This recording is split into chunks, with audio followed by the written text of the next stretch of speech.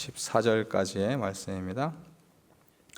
역대상 13장 1절에서 14절까지의 말씀, 주의 말씀을 들으십시오. 다윗은 자기 군대의 모든 지도자들과 천부장들과 백부장들과 의논한 후 온 이스라엘 백성에게 말했습니다. 너희가 좋게 생각하고 또 우리 하나님 여호와의 뜻이라면 이스라엘 온 땅 곳곳의 성과 들에서 우리와 함께 살고 있는 제사장들과 레위 사람들을 우리에게 오게 하자. 그런 후에 하나님의 궤를 가져오자. 사울이 다스리던 때에는 우리가 궤 앞에서 하나님께 묻지 않았기 때문이다.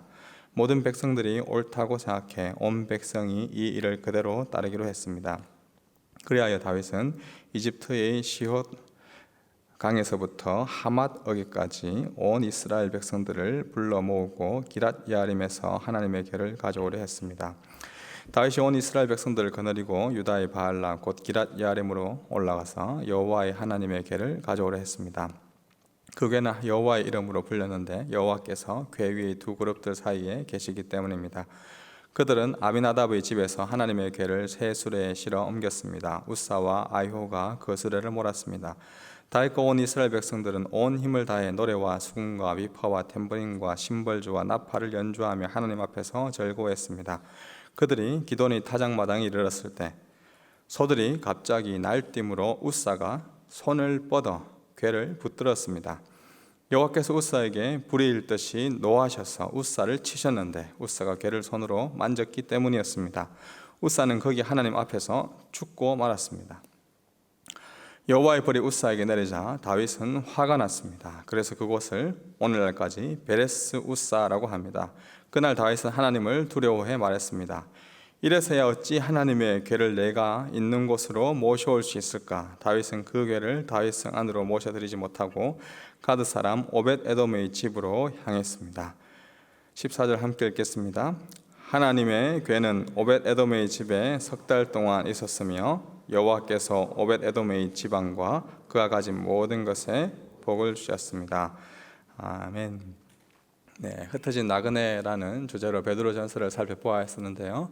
오늘부터는 이 다윗 왕국이라는 주제로 역대상을 함께 살펴보려고 합니다.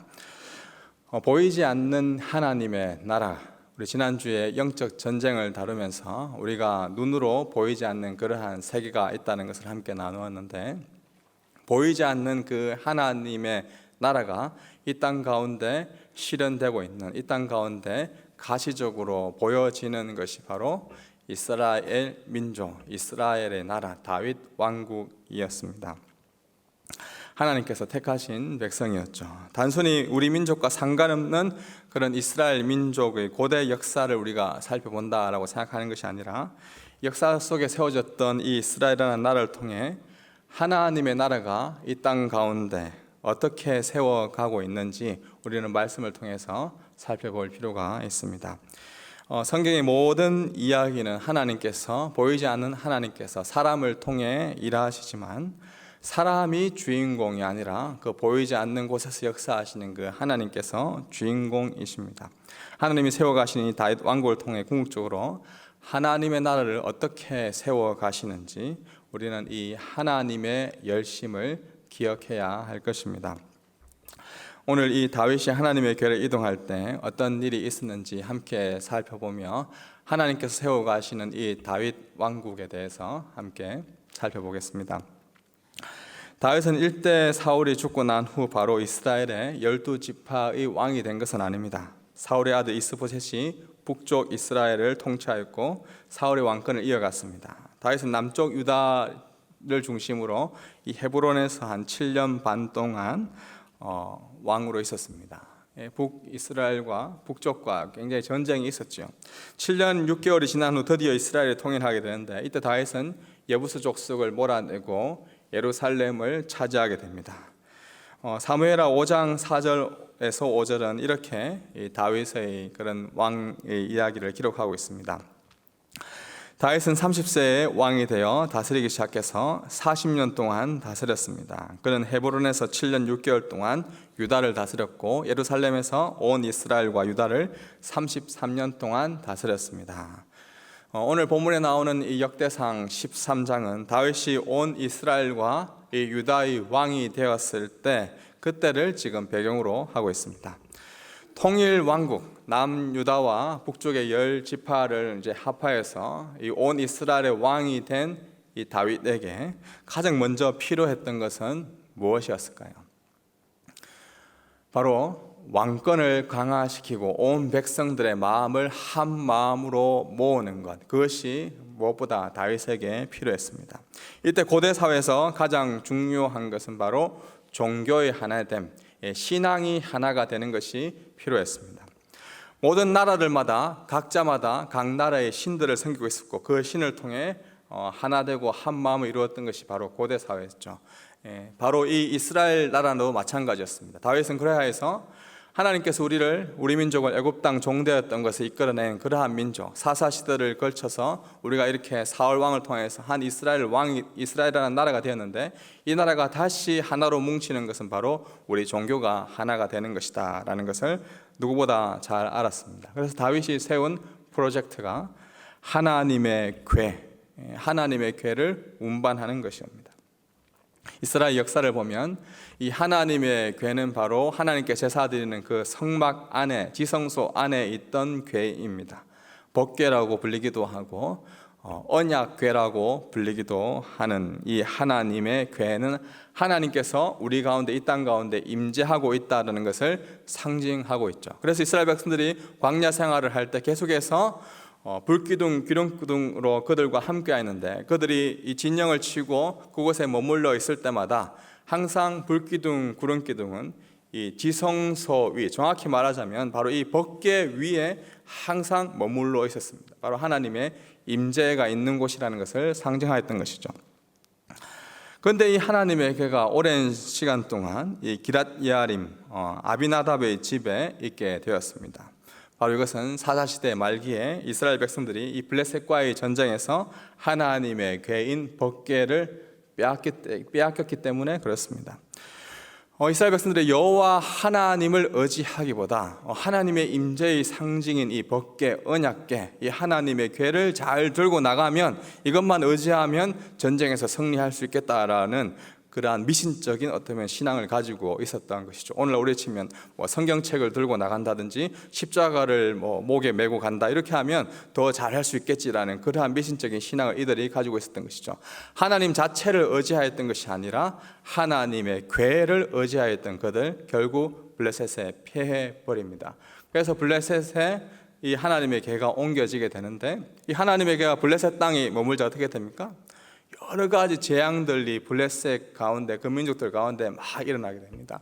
다곤 신상이 무너지거나 여러 가지 종기나 이런 것들이 나게 돼가지고 결국 이 하나님의 궤를 이스라엘로 다시 보내버려야 되겠다. 7개월 후에 그 궤를 보내버리게 되는데, 그들이 가지고 있던 이 하나님의 궤를 벳세메스로 보낼 때 이 궤를 운반하는 방법이 바로 젖소에다가 그리고 수레에 실어서 하나님의 궤를 운반하게 됩니다. 그래서 벳세메스에 드디어 그 궤가 온전하게 도착했는데, 와, 하나님의 궤가 여기 왔구나 라고 하는 벳세메스 사람들이 와, 궤다라고 보니까 그 궤를 본 것으로 말미암아 70명의 사람들이 바로 죽어버립니다. 그래서 그들이 두려운 나머지 이 궤를 기럇 예아림으로 보내게 되었고, 이 아비나답이 이 궤를 가지고 있었는데, 지금 오늘 본문에 나오는 이 시점보다 70년 전에 일어났던 그러한 사건입니다. 아무튼 이 기럇 예아림에 이 궤가 있자 다윗은 다시 하나님의 궤를 가져오고 이 성막에서 드리는 이 제사들을 회복하는 이 신앙이 하나 되는 것이 필요하다 생각하여서 하나님의 궤 운반 프로젝트를 지금 세웁니다. 다윗이 하나님의 궤 이동 프로젝트를 누구와 함께 의논하고 있습니까? 오늘 본문 1절에 보시면 다윗은 자기 군대의 모든 지도자들과 천부장들과 백부장들과 의논한 후 온 이스라엘 백성들에게 말했습니다. 너희가 좋게 생각하고 또 우리 하나님 여호와의 뜻이라면 이스라엘 온 땅의 곳곳의 성과 들에서 우리와 함께 살고 있는 제장들과 레위 사람들을 우리에게 오게 하자. 그런 후에 하나님의 궤를 가져오자. 사울이 다스리는 때에는 우리가 궤 앞에서 하나님께 묻지 않았기 때문이다. 다윗은 먼저 모든 지도자들과 의논해서, 사람들과 의논해서 하나님의 궤를 가져오기를, 이 제사장들과 레위인들과 함께 또한 예배 드리기를 지금 계획하고 있습니다. 그 이유가 무엇입니까? 사울이 다스리던 때에는 하나님의 궤 앞에서 하나님께 묻지 않았기 때문이다 라고 이야기를 하고 있죠. 예, 모든 백성들이 이를 옳다고 생각하고 따르기로 결정합니다. 얼핏 보면 참 다윗이 훌륭하다, 아무런 문제가 없는 듯 보입니다. 하나님의 궤 운반 프로젝트가 아주 좋은 일, 선한 일처럼 여겨집니다. 겉으로 보기에는 그렇습니다. 그러나 하나님의 궤 운반 프로젝트, 어떻게 보면 철저히 다윗 중심으로 기록되어 있습니다. 다윗이 사람들을 모이고 다윗이 이렇게 생각하고 다윗이 이런 것을 원했다. 사울의 시대에 하나님께 묻지 않았으므로 하나님께 물으기 위해서 하나님의 궤를 옮겨오자라고 분명히 본문에 기록되어 있는데, 정작 다윗 자신은 하나님께 물었다라고 기록되어 있는 곳이 나와 있지 않습니다. 다윗은 정작 하나님의 궤를 가져올 때 하나님께 묻지 않고 이 프로젝트를 지금 진행하고 있습니다.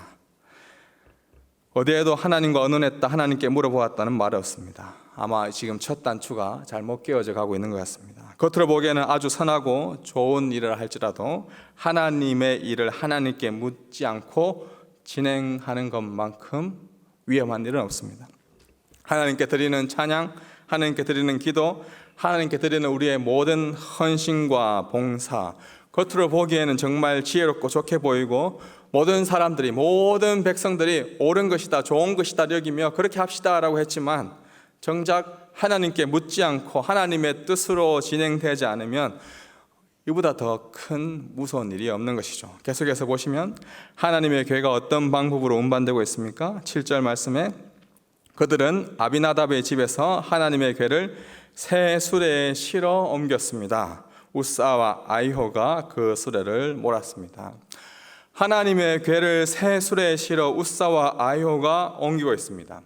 하나님의 궤를 수레에 실어서 옮겼던 이 방법은 어떤 민족들이 하였던 방법입니까? 조금 전에 설명했던 대로 블레셋 민족, 이방 민족, 하나님을 알지 못하던 사람들이 젖소에다가 수레를 실어가지고 운반했던, 베세메스로 운반했던 이방인들이 수레를 옮겼던 하나님의 방법이 아닙니다. 그런데 지금 우사와 아히오가 그 방법을 사용하고 있습니다. 모세오경에 보면 출애굽기 25장에 법궤는 레위인들이 메어서 운반하라고 기록되어 있습니다. 특별히 민수기 4장에 보면 이 레위인들 중에서 고핫 자손, 그핫 자손이 하나님의 궤 운반, 하나님의 그런 모든 성막에 있는 물품들을 운반하는 그 일들을 맡았던 자들입니다. 민수기 4장 15절 말씀인데 우리 한번 다 같이 읽어볼까요? 진이 이동할 때 아론과 그 아들들이 성소 및 성소와 관련된 모든 물품들 싸기를 마친 후에 고핫 자손이 운반하러 나아올 것이다. 거룩한 물품들에 그들의 몸이 닿았다가는 죽을 것이다. 이것들이 회막에서 고핫 족속들이 질 짐이다. 고핫 족속들이 질 짐, 고핫 족속들에게 맡겨진 의무와 사명이라는 것이죠. 하나님은 레위인들 중에서 특별히 고핫 자손을 통해서 하나님의 궤를 운반하도록 했습니다. 그러나 지금 하나님의 궤를 운반하고 있는 그 방법은 하나님이 말씀하신 방법이 아닙니다. 우사와 아이호는 왜 지금 수레에다가 하나님의 궤를 옮기고 있을까요? 다시 본문 9절에 보시면 그들이 기드온의 타작마당에 이르렀을 때 소들이 갑자기 날뛰므로 우사가 손을 뻗어 궤를 붙들었습니다. 기드온의 타작마당에 이르렀을 때 소들이 갑자기 날뛰기 시작했습니다. 이때 운반을 담당하던 우사는 손을 뻗어서 하나님의 궤가 떨어지는 것을 막기 위해 붙들었습니다. 이때 어떤 일이 일어납니까? 하나님의 궤를 붙잡았던 우사에게 충격적인 일이 일어나고 있습니다. 10절 말씀 보십시오. 여호와께서 우사에게 불의일 듯이 노하셔서 우사를 치셨는데 우사가 궤를 손으로 만졌기 때문이었습니다. 우사는 거기 하나님 앞에 서 죽고 말았습니다. 우사가 바로 거기에서 즉사하고 맙니다. 죽습니다. 아마 여러분들 이 본문, 이 이야기를 지금 듣고 있으면서 참 우사가 너무 억울한 것 아닌가 하나님의 괴가 떨어지려고 했을 때 그것을 손으로 붙잡은 것, 이거 잘한 행동 아닌가요? 라고 생각하는 분들이 있을지 모르겠습니다. 어쩌면 우사의 그 행동, 하나님의 괴가 떨어지려고 할 때 그것을 잡는 것은 굉장히 리저너블한 합리적인 사고라고 볼 수가 있습니다. 그러나 하나님은 이때 어떻게 하셨습니까? 민수기 4장 15절 우리가 함께 읽었던 말씀처럼 거룩한 물품에 몸이 닿았기 때문에 바로 우사를 치셔서 우사가 그 자리에서 즉사합니다. 온 힘을 다해 노래와 각종 악기를 연주하며 절구하던 다윗과 이스라엘 백성들의 행진 앞에서 갑자기 날벼락이 떨어지게 된 것이죠. 지금으로 치면 이렇게 같이 예배를 드리고 있는데 저 2층에서 한 명이 떨어져서 죽어버린 겁니다. 분위기가 엄청 쌓여졌겠죠. 무엇보다 하나님의 괴 운반 프로젝트를 주도했던 다윗은 갑작스런 우사의 죽음 앞에서 어떤 반응을 보이고 있습니까? 11절 말씀해 보시면 여호와의 벌이 우사에게 내리자 다윗은 화가 났습니다. 그래서 그곳은 오늘날까지 베레스 우사라고 합니다. 다윗은 이 우사의 죽음 앞에서 분노하고 있습니다. 조금 전까지만 하더라도 하나님의 괴가 운반되고 있다라고 춤추며 노래하며 여러 가지 악기 소리와 함께 즐겁게 가던 그가 갑자기 한 명이 우사가 죽게 되자 그 싸늘한 죽음 앞에서 화를 내며 분노하고 있습니다. 다윗은 과연 누구에게 무엇 때문에 화를 내고 있을까요? 다윗의 분노는 누구를 향한 분노입니까? 우사를 죽이신 그 하나님에 대한 분노입니까? 아니면 죽임당한 지금 죽어있는 쓰러져 있는 그 우사를 향한 분노입니까? 아니면 누구를 향한 분노였을까요? 다윗이 하나님의 괴를 운반하게 된 그 내면적인 그 이유, 그 모티브, 그 의도에 대해서 한번 생각해 봅시다. 온 이스라엘의 왕으로서 조금 전까지만 해도 헤브론에서 왕으로 있던 그가 이제 북쪽의 10지파와 함께 온 이스라엘의 왕이 되어서 통치하게 되었습니다. 좀 혼란스러운 그때 정치적인 목적으로 안정화시키고 또 종교적으로 하나가 되기 위해서 그가 하나님의 궤 운반 프로젝트를 세웠습니다. 동시에 또한 이 우사가 하나님의 궤를 운반하게 된 그 내면적인 동기와 목적은 무엇이었을까요? 조상 때부터, 할아버지 때부터, 아버지 때부터 오랫동안 간직해온 그 70년 동안 자기 집에 간직해 왔었죠.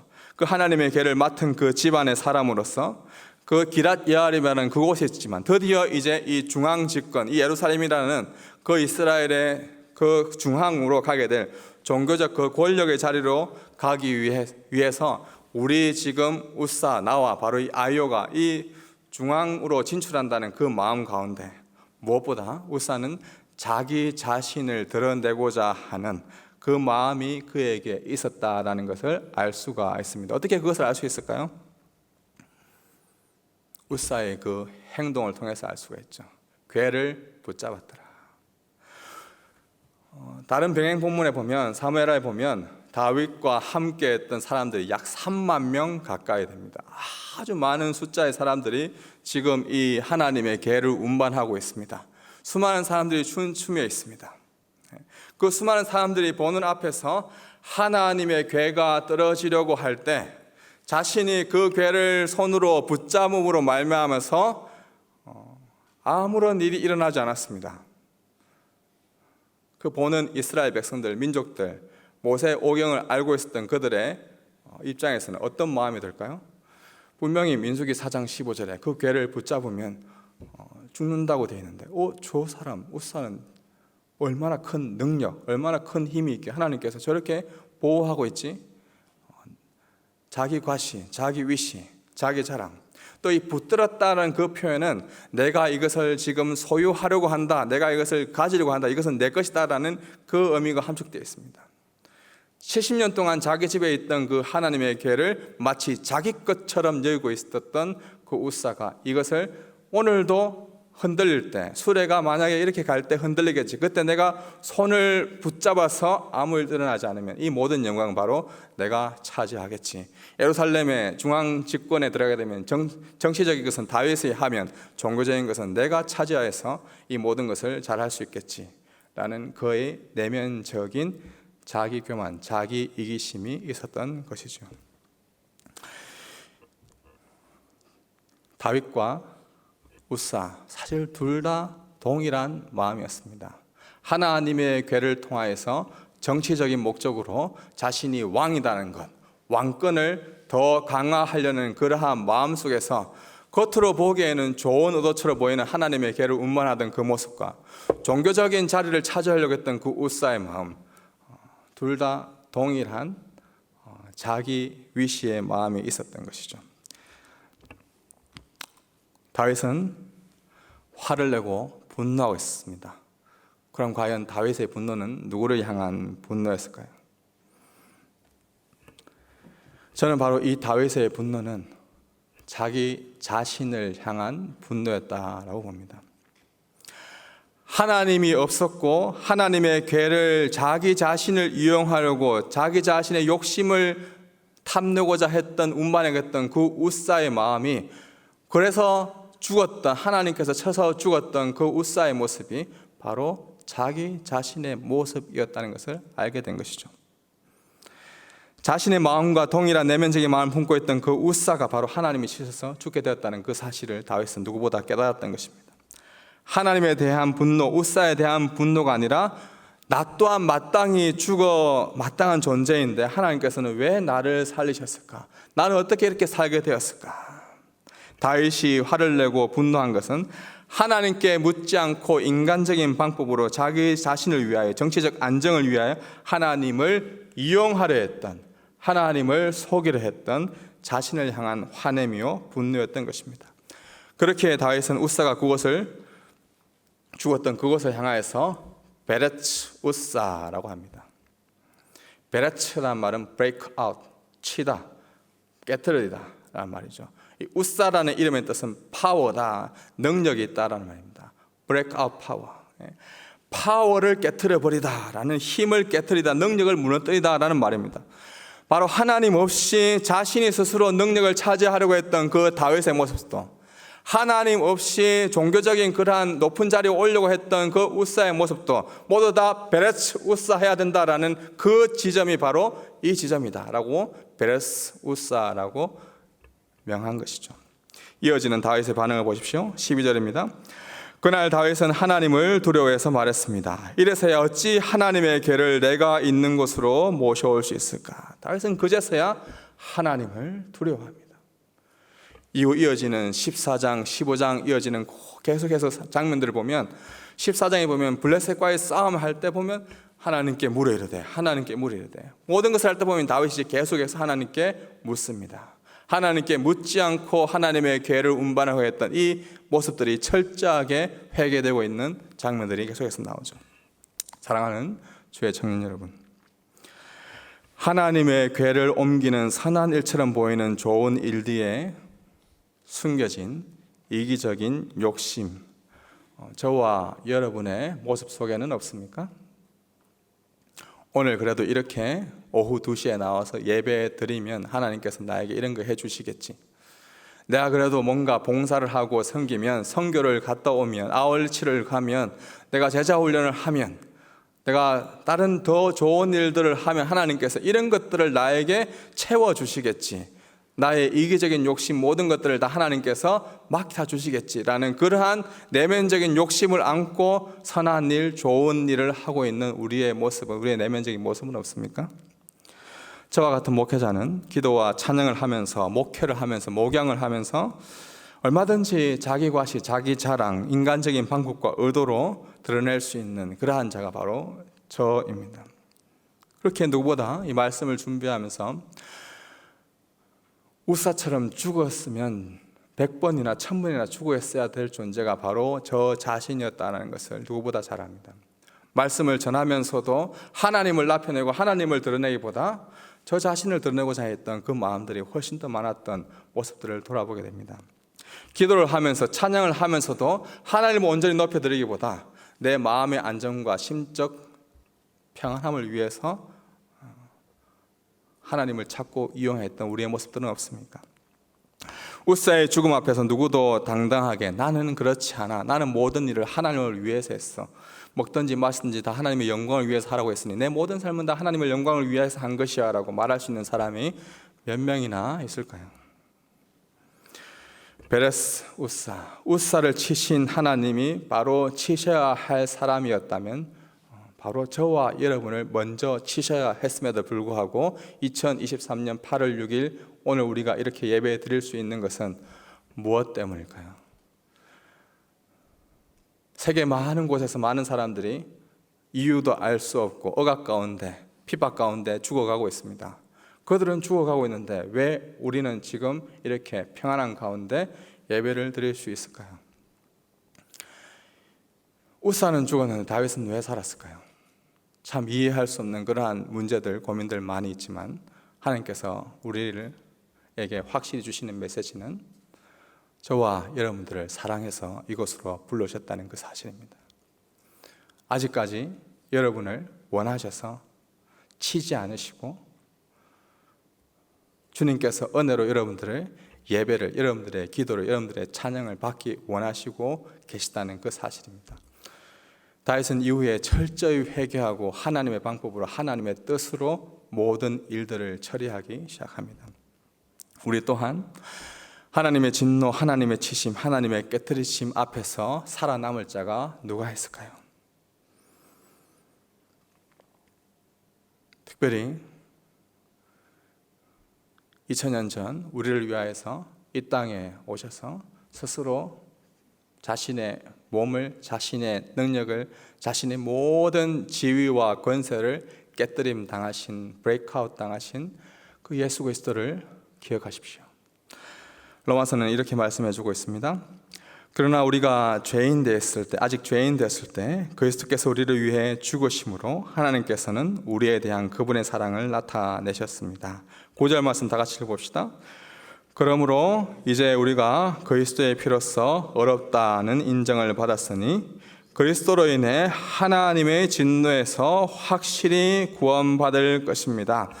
하나님의 진노, 하나님의 그 베레츠 앞에서, 하나님의 그 깨뜨리신 부서뜨림 앞에서, 하나님의 그 진노 앞에서 확실히 구원받는 것은 예수 그리스도의 그 십자가 은혜 때문입니다. 예수 그리스도의 그 사랑 때문입니다. 우사처럼 죽임당할 마땅한 존재가 바로 저와 여러분이지만 하나밖에 없는 하나님의 아들이 우리 대신 베레스 우사 당하셔서 그분이 자신의 파워와 능력을 다 빼앗기셔서 우리에게 지위를 회복해 주셨고 우리에게 힘을 주셨고 우리에게 권세를 주셨고 우리에게 능력을 주셨습니다. 그 예수 그리스도 앞으로 나오십시오.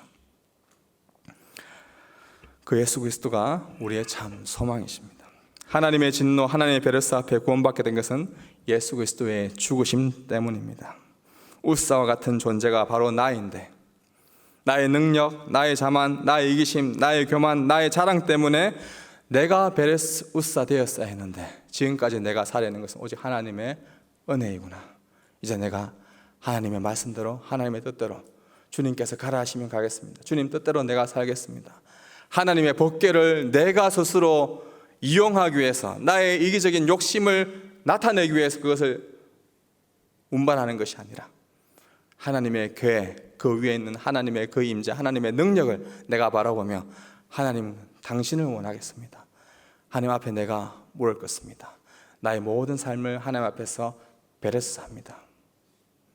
예수님께서 우리에게 말씀하시죠. 누구든지 나를 따르거든 자기 십자가를 지고, 자기 십자가를 진다는 것은 베레스 우스하는 것입니다.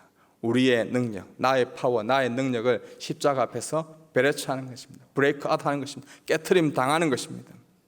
그렇지 않고서 우리가 주님 앞으로 나아갈 수가 없습니다. 예수 그리스도 앞으로 나오십시오. 기도하겠습니다. 하나님 아버지, 수고하고